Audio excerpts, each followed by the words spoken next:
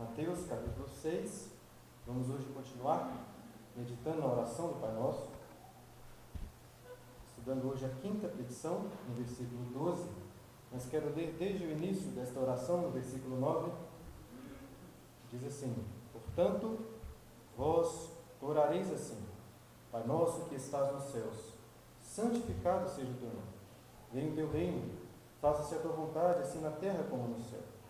O pão nosso de cada dia dá-nos hoje, e perdoa-nos as nossas dívidas, assim como nós temos perdoado aos nossos devedores. E não nos deixes cair em tentação, mas livra-nos do mal, pois teu é o reino, o poder e a glória para sempre. Porque se perdoados aos homens as suas ofensas, também vosso Pai Celeste vos perdoará. Se porém não perdoados aos homens as suas ofensas, tampouco vosso Pai vos perdoará as vossas ofensas. Há alguns domingos atrás, após ter citado o filme do Poderoso Chefão, Humberto me procurou e disse que uma das cenas que ele mais gosta do filme é quando Michael perdoa, entre aspas, seu irmão Fredo. Vou considerar que após ter exortado a igreja, sobre esse assunto tão importante para a vida espiritual, todos já tenham assistido aos filmes, mas, considerando que alguns talvez não tenham assistido, ou talvez já tenham assistido há muito tempo, deixe-me lembrarmos um pouco desta história. Michael Corleone é o personagem principal dos filmes, que assume já no primeiro filme o papel de Godfather, o padrinho, o poderoso chefão, no lugar de seu pai. E amplia assim com grande inteligência o poder e a influência da família Corleone. Fredo era seu irmão mais velho, que por algumas falhas de caráter tinha sido preterido em relação a seu irmão.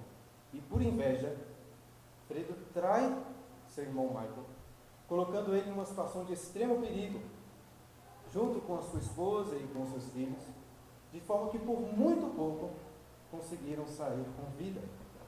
Michael, que era muito astuto, muito observador, logo descobre quem era o traidor e só não mata seu irmão naquele instante, imediatamente, pois sua mãe ainda estava viva. No entanto, chegou o dia em que a mãe dos dois faleceu. Michael recusava estar no mesmo ambiente que Fredo. Por muitos anos ficaram sem se encontrar e sem conversar. Nesse dia, porém, depois de muita insistência, a irmã deles consegue convencer Michael de ir até o salão do velório onde estava Fredo. E então, todos que estavam ali naquele salão, chorando, enlutados, observam uma bela cena. Michael, depois de tantos anos, se aproxima de seu irmão Fredo, o abraça e o perdoa. Pelo menos é o que todos achavam, pensavam que estava acontecendo. Por isso, o que chama a atenção na cena, como Humberto destacou naquele dia, é que ao abraçar seu irmão, Michael olha no canto para um capanga e faz um sinal de que assim que sua mãe estivesse enterrada, Fredo iria morrer. Como que Michael, um homem tão poderoso, com tantas coisas sob o seu controle, poderia simplesmente perdoar aquele que o traiu e por muito pouco não fez com que toda a sua família fosse assassinada? Um homem não poderia fazer isso. Pelo menos não um homem deste mundo. Existe um ditado muito comum dizendo que errar é humano e perdoar é divino. E realmente, o perdão e a misericórdia são atributos de Deus. E somente o homem que foi alcançado pelo perdão de Deus pode se tornar um verdadeiro filho, pronto a perdoar todas as ofensas e erros cometidos contra ele, ainda que seja o assassinato da sua própria família. E nessa quinta petição, nós que somos filhos de Deus, aprendemos a orar, pedindo perdão pelo pecado que nós cometemos, assim como nós temos perdoado aos que pecaram contra nós mesmos. E na ordem dos estudos, dentro do contexto, estamos aqui na quinta petição dessa oração, que é um modelo que o Senhor Jesus ensina aos seus discípulos sobre como deveriam orar. E no último domingo, nós aprendemos que não devemos desprezar as coisas materiais, pois nós somos seres materiais. É por isso que, além de pedir por coisas espirituais, pedimos também pelo sustento material, pela provisão diária, pelo pãozinho do café da manhã. Pois nessas pequenas coisas materiais também o nome de Deus é santificado. Mas por outro lado, não podemos desprezar as coisas espirituais como muitos fazem hoje, muitos materialistas, que acham que o homem é composto apenas por matéria, por reações químicas, nada mais do que uma alga ou um bicho evoluído. De fato, nós somos criados no pó, somos seres materiais. Mas Deus soprou em nós o espírito de vida, somos também seres espirituais. E se o pão representa as nossas necessidades materiais, o perdão é a nossa necessidade espiritual mais básica. O problema central do homem não é falta de autoestima, falta de educação, falta de oportunidades, falta de uma família bem estruturada ou bons relacionamentos. O problema central do homem é o pecado. E a vida cristã começa reconhecendo a nossa miséria espiritual, que somos pecadores, como vimos Jesus dizendo logo no início desse sermão, que somos pobres de espírito, pecadores, inimigos de Deus, merecedores do castigo e do inferno, e que só pela misericórdia de Deus podemos ser perdoados. E é por isso que nós pedimos: perdoa-nos as nossas dívidas. Meus irmãos, ao meditar sobre essa petição, iremos meditar sobre um dos pontos mais básicos da fé e do Evangelho. Iremos meditar sobre o perdão de pecados. E talvez você que esteja aqui na igreja já há muito tempo, defenda que é muito importante pregar sobre o perdão de pecados, pois existem pessoas na igreja que ainda não têm uma boa compreensão sobre o que é o Evangelho. Ou então pessoas na igreja que ainda não creem no perdão em Cristo Jesus. Mas, meu irmão, não importa. Se você já crê na mensagem do Evangelho há 20, 30, 40 ou quantos anos for, não pense que essa mensagem é apenas para o não crente ou para o novo na fé. Essa é uma mensagem para você também. Pois você precisa continuamente ouvir a pregação sobre o perdão de Deus que nos é oferecido em Jesus. E eu gostaria de começar a meditar nessa petição, meditando na primeira frase: e perdoa-nos as nossas dívidas, destacando 5 pontos, como eu coloquei no esboço, para essa primeira frase.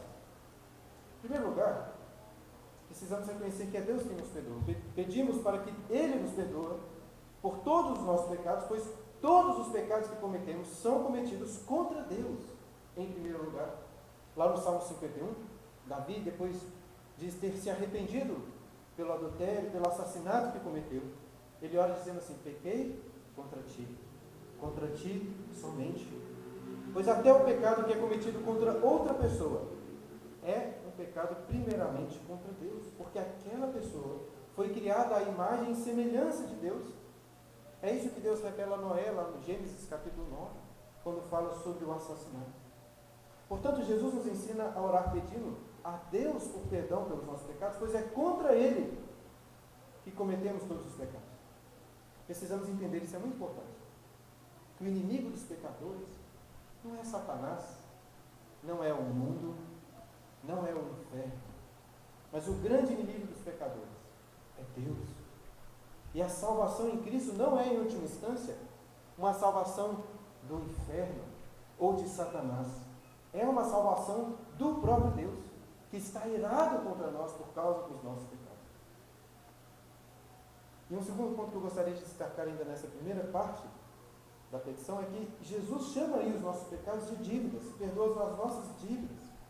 E o termo traduzido aí por dívidas, que é o termo que aparece lá também em Romanos, capítulo 4, versículo 4, lembra uma dívida financeira, assim como uma pessoa tem para com o banco ou para com outra pessoa. E aqui não estou falando de empréstimos e financiamentos, mas de inadimplência, de dívidas que não foram pagas. Infelizmente, no contexto em que vivemos, dívidas assim são muito comuns. Aqui no Brasil, se uma pessoa não pagar as suas dívidas, ela pode ficar com seu nome sujo, talvez até ter bens penhorados. Se uma empresa, uma pessoa jurídica ficar em dívidas, o mesmo pode acontecer. Se for um clube de futebol, ao não pagar as suas dívidas, pode perder pontos no campeonato ou até cair para a Série C. Mas no contexto romano era diferente, em que Cristo estava inserido ali, naquele contexto, as dívidas não pagas significavam prisão, cadeia. E era assim, com o objetivo de pressionar aquela pessoa e também os seus familiares a pagarem as dívidas que ele tinha contraído. E Jesus falou sobre isso lá no capítulo 5 deste sermão, no versículo 25, quando ensina seus discípulos a buscarem acordo com o adversário, para que o adversário não entregue ao juiz, e o juiz ao oficial de justiça, e sejam recolhidos à prisão, e dali não sairiam até pagar o último centavo. Dessa forma, creio que Jesus está nos mostrando que devemos considerar nossos pecados como uma dívida que temos para com Deus, pelo qual nós devemos pedir perdão. É claro que essa ideia da dívida financeira não representa plenamente o que é o pecado. É por isso que na sequência, nos versículos 14 e 15, Jesus chama os nossos pecados de outro nome. Fala lá de ofensas, ou em outras traduções, de transgressões. Ou seja, apesar de ser sim uma dívida, como se fosse uma dívida financeira, é mais do que isso, é uma dívida moral. Mas não é uma dívida qualquer. É uma dívida que, como veremos melhor depois, é impagável. Se eu tivesse que pagar 50 mil reais ao banco ou a uma outra pessoa, com o risco de ser preso se não pagasse, ainda que 50 mil reais seja muito dinheiro, acho que daria um jeito de pagar. Venderia no carro, pediria dinheiro emprestado, tentaria dar um jeito para não ser preso. Mas se ao invés de estar devendo 50 mil reais, estivesse devendo 50 bilhões de reais, aí iria simplesmente desistir. Pois nem se todas as pessoas que eu conheço vendessem todos os seus bens para me ajudar, nem se o Mateus vendesse lá todas as suas empresas, ainda assim, não conseguiria juntar recursos para pagar essa dívida, pois ela é impagável. E assim é a nossa dívida para com o Senhor. Eu já expliquei aqui na igreja que o inferno é eterno, exatamente porque a dívida que nós temos, que o homem tem diante de Deus, é uma dívida impagável. Pensem comigo, se o pecado é uma ofensa contra Deus, contra a glória do Senhor, como um homem poderia reparar a ofensa que foi cometida contra um ser perfeito, contra um ser infinito? É impossível. É por isso que o inferno também é infinito, proporcional à ofensa que cometemos contra Deus. E o que podemos fazer para nos reconciliar com Deus? Para pagar essa dívida? Nada. Não há nada que possamos por nós mesmos fazer para saciar a ira divina. A Bíblia fala que o Senhor está com o seu arco estendido, o arco da sua ira, a flecha estendida e apontada para nós, para soltar essa flecha a qualquer momento, trazendo-nos morte e castigo eterno. Por nós mesmos somos apenas pecadores nas mãos de um Deus irado, como pregou Jonathan Edwards. Somos todos, por natureza, inimigos de Deus e alvos do seu furor e do castigo eterno. Essa é a terrível realidade humana. Mas existe alguma esperança? Existe. No perdão e misericórdia de Deus. Por isso que nós clamamos a Ele. Mas como podemos ser perdoados? Esse é o terceiro ponto que gostaria de destacar nessa primeira parte da petição. Deus não poderia simplesmente deixar de lado os nossos pecados. O que você diria se alguém matasse sua esposa ou um dos seus filhos? Mas no dia do julgamento, o juiz, por misericórdia, dissesse que aquele assassino foi absolvido. Deixou de lado o crime que foi cometido, você diria que aquele juiz é injusto. E nisso nós aprendemos algo muito importante sobre o perdão. Perdão não é deixar o que foi cometido de errado para lá. Perdão é sofrer o dano você mesmo, pagar por ele. Por exemplo, uma dívida financeira que você perdoa, você está sofrendo o prejuízo daquele dinheiro que foi emprestado, ou então daquele dinheiro que era seu por direito. Devemos nos lembrar que a nossa dívida com Deus não é uma dívida qualquer. É uma ofensa que cometemos, uma ofensa moral que cometemos contra a sua glória. E Ele exige uma satisfação, uma reparação do mesmo valor. É por isso que essa dívida é impagável. Apenas Deus poderia pagar por ela. E foi exatamente isso que Ele fez.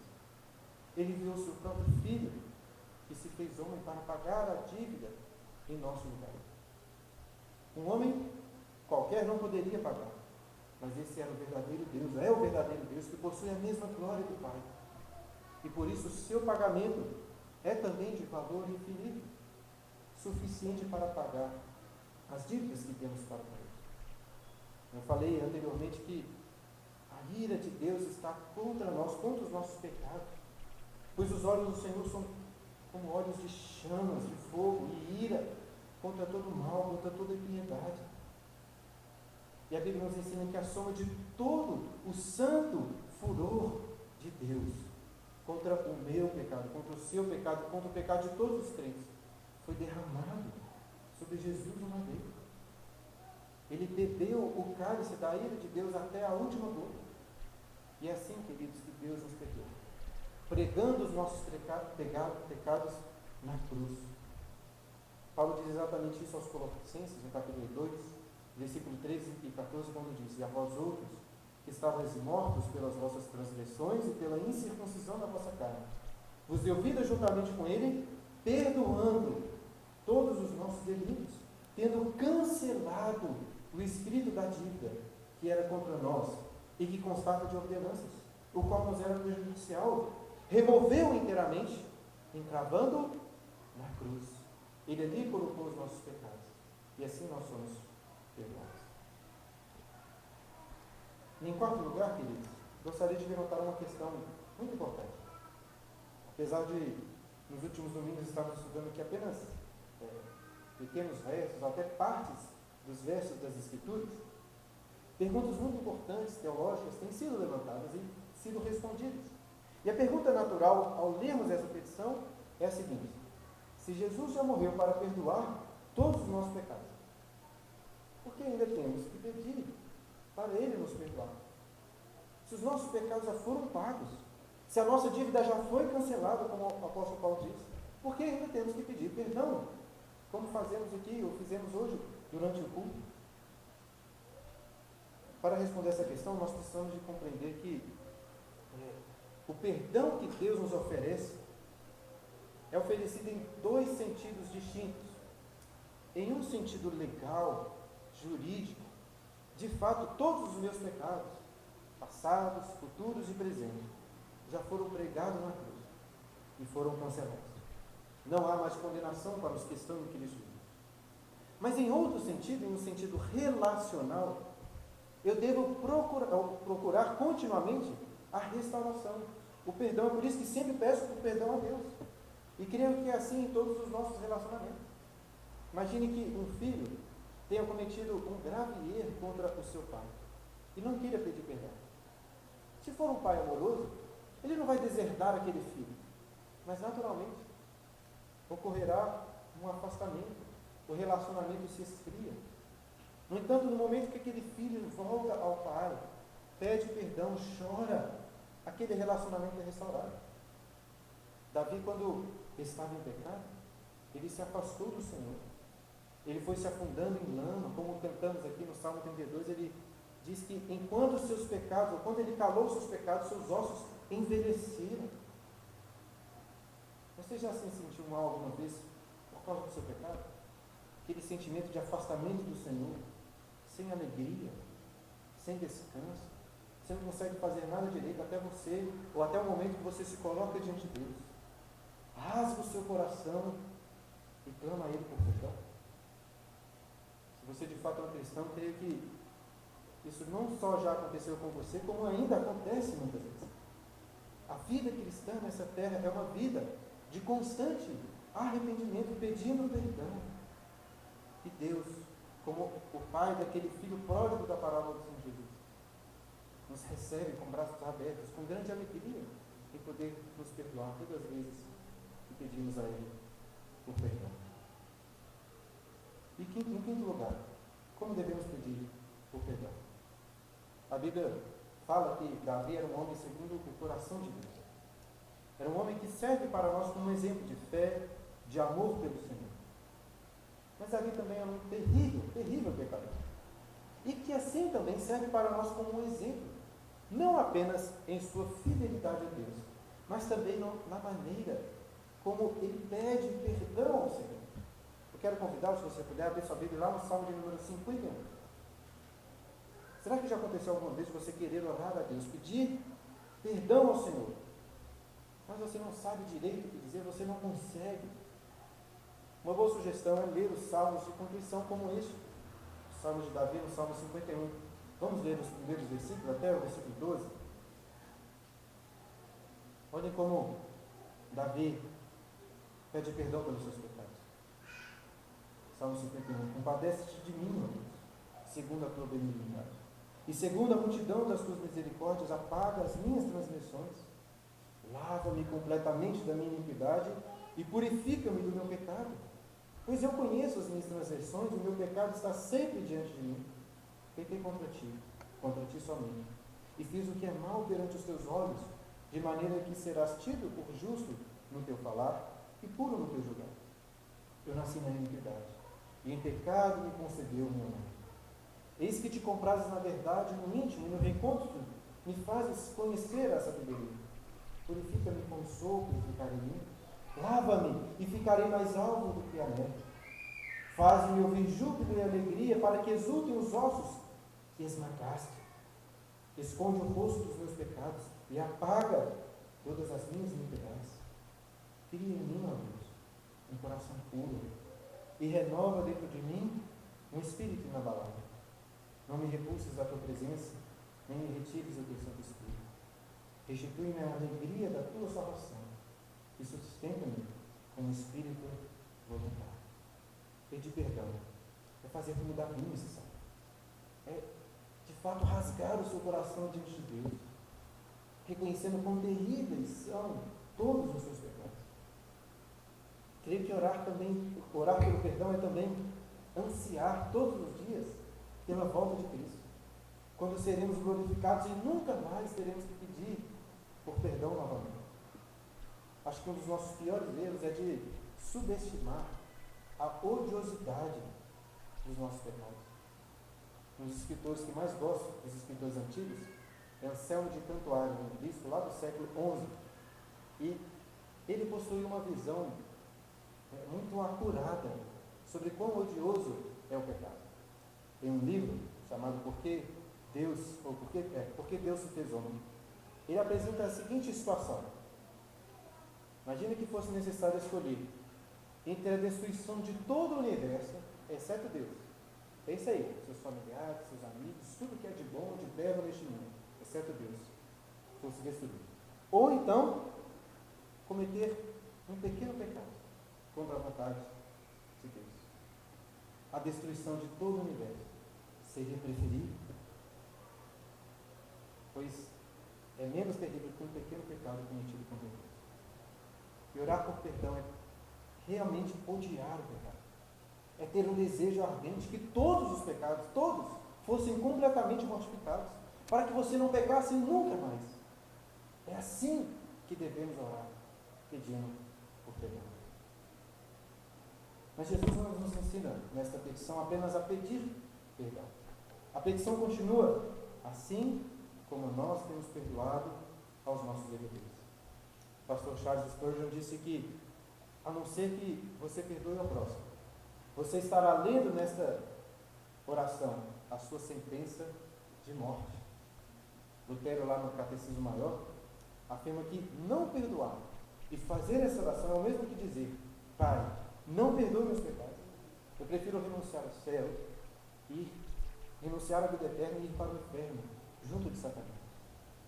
É por isso que Agostinho dizia que essa é uma terrível petição. E de fato, essa relação entre as duas frases da petição é muito terrível para aqueles que não são misericordiosos. Agora, será que Jesus está com isso ensinando que o perdão de Deus é condicional?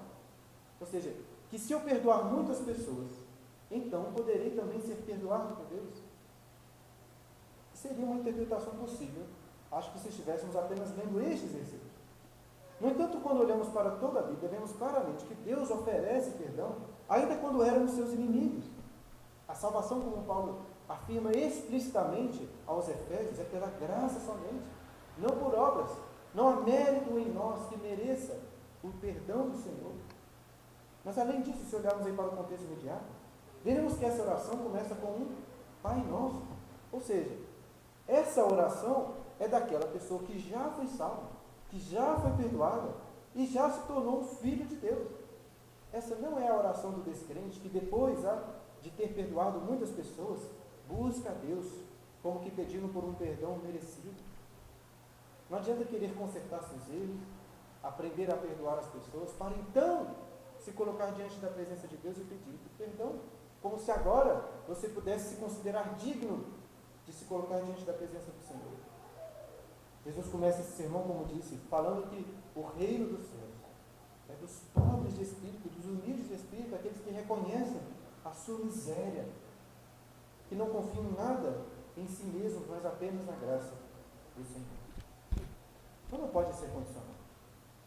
Mas ainda assim, nós não podemos simplesmente dizer que a salvação é pela graça e deixar de lado essas palavras de Jesus. Nós precisamos entender o que ele está querendo ensinar com isso. De fato, como acabei de dizer, o perdão de Deus não é condicional. Se fosse condicional a algo em nós, estaríamos todos perdidos. Mas pensem só, em algum sentido, realmente parece que existe aí uma relação de condicionalidade entre o perdão de Deus e o perdão que nós oferecemos para outras pessoas. E Jesus explica melhor essa relação no versículo 14 e 15, olha só aí na sua Bíblia. Porque se perdoados aos homens as suas ofensas, também vosso Pai Celeste vos perdoará. Se porém não perdoares aos homens as suas ofensas, tampouco vosso Pai vos perdoará as vossas ofensas. Notem que as palavras de Cristo aí são muito claras. Se não perdoardes, tampouco vosso Pai vos perdoará. Tiago também apresenta esse mesmo entendimento lá em sua carta, no capítulo 2, versículo 13, quando diz assim: porque o juízo é sem misericórdia para com aquele que não usou de misericórdia.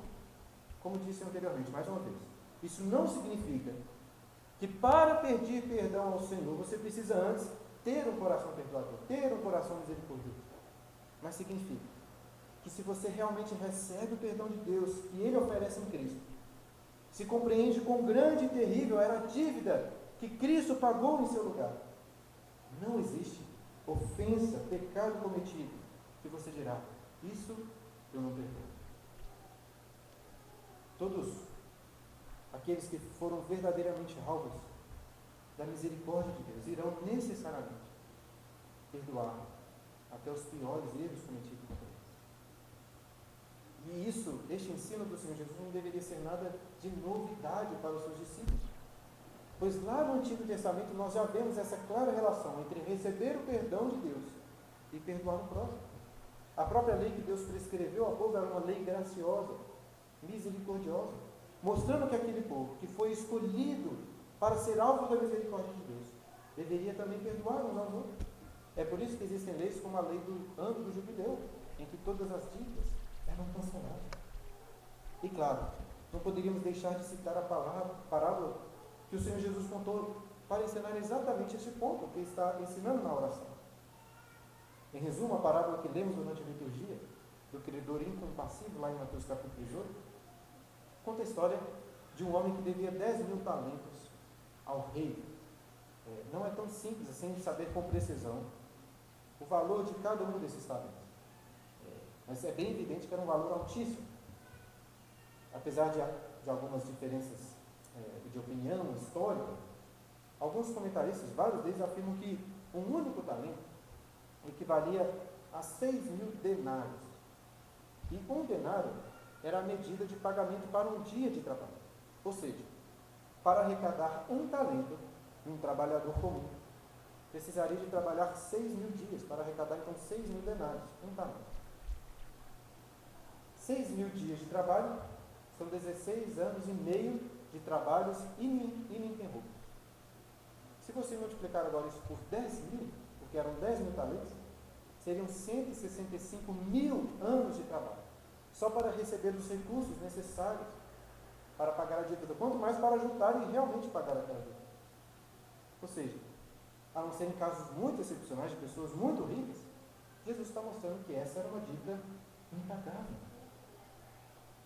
E a parábola continua dizendo que este servo, que recebeu um perdão de valor infinito, logo que saiu da presença do rei, encontrou um conservo que devia a ele apenas 100 denários. São 100 dias de trabalho. É claro que, apesar de ter dito aqui apenas, 100 dias de trabalho não é um valor irrisório. É muita coisa. Mas nem pode se comparar com 165 mil anos. Essa seria como uma pequena gota em um grande lago. E naturalmente imaginaríamos que este servo, tendo recebido um perdão tão grande, iria perdoar o seu conservo. Porém, não é isso que acontece. Ele não perdoa e lança o seu conservo na prisão, até pagar tudo o que devia. E os companheiros dele, ao verem isso, se entristeceram muito e contaram ao rei. O rei o chama novamente em sua presença. E nas palavras deste rei vemos exatamente o que Cristo nos ensina nessa petição. Ele disse: servo malvado, perdoei-te aquela dívida toda porque me suplicaste. Não devias tu igualmente compadecer-te do teu conservo, como também eu me compadeci de ti? E indignando-se, o seu senhor o entregou aos verdugos até que lhe pagasse toda a dívida. Então Jesus comenta: assim também meu Pai Celeste vos fará, se do íntimo não perdoardes cada um a seu irmão. Em termos práticos, querido, você precisa de compreender o seguinte: a sua atitude, quando lhe fazem o mal, é um reflexo do seu relacionamento para com Deus. Pois se você realmente crê no perdão do Senhor e realmente possui um relacionamento íntimo com Ele, de fé, de amor, você irá perdoar facilmente. Deveria ser muito fácil para um cristão perdoar, seja qual for o erro cometido contra ele. Pois só os que têm coração disposto a perdoar podem realmente reconhecer que são filhos de Deus e fazer essa oração: Pai nosso, perdoa as nossas dívidas, assim como temos perdoado aos nossos devedores. Mas se é muito difícil para você perdoar uma pessoa, se é muito difícil que isso aconteça, certamente é muito difícil também que você creia no perdão que Deus oferece em Jesus. Ou pode até ser o caso que você não tenha de fato sido perdoado por Deus e que sua vida cristã seja apenas um engano. Essa semana eu li um livro maravilhoso chamado O Refúgio Secreto. Eu já conhecia a história da Corrie ten Boom, mas nunca tinha lido o seu livro. Corrie ten Boom e sua família de holandeses foram perseguidos pelos nazistas na Segunda Guerra Mundial. E como esse livro é impactante. No final do livro, mais para a parte final, depois de todos os horrores que ela e tantas pessoas passaram ali nos campos de concentração, Corrie estava em uma igreja lá em Munique, na Alemanha, dando testemunho, pregando no Evangelho.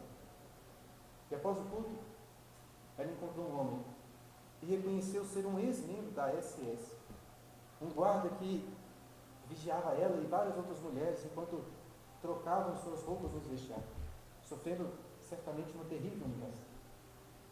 Este homem se aproximou de Corrie, dizendo que estava muito agradecido por aquela mensagem, emocionado por crer que Jesus podia limpar todos os seus pecados. E ele estendeu a sua mão para cumprimentar Corrie. Em um primeiro momento ela disse que não conseguiu levantar a sua mão. Ela disse que tentava sorrir, ter algum sentimento de caridade por aquele homem, mas simplesmente não conseguia. E rapidamente orou em sua mente, dizendo: Senhor Jesus, me perdoe, me ajude a perdoar este homem. E ao conseguir levantar a sua mão para cumprimentar aquele homem, ela disse que algo incrível aconteceu. Ela sentiu como se uma corrente estivesse passando assim pelo seu ombro, pelo seu braço, até a sua mão, enquanto o seu coração transbordava de amor por aquele homem. Assim que devemos fazer essa oração. Será que você consegue fazer essa petição? Perdoa o meu pecado, assim como eu tenho perdoado aos meus devedores? Sem travar sua garganta, sem que venha em sua mente nomes e rostos de pessoas que você ainda se recusa a perdoar. É claro, não estou dizendo que perdoar vai ser fácil, ainda mais se for um ex-agente ou ex-membro da SS.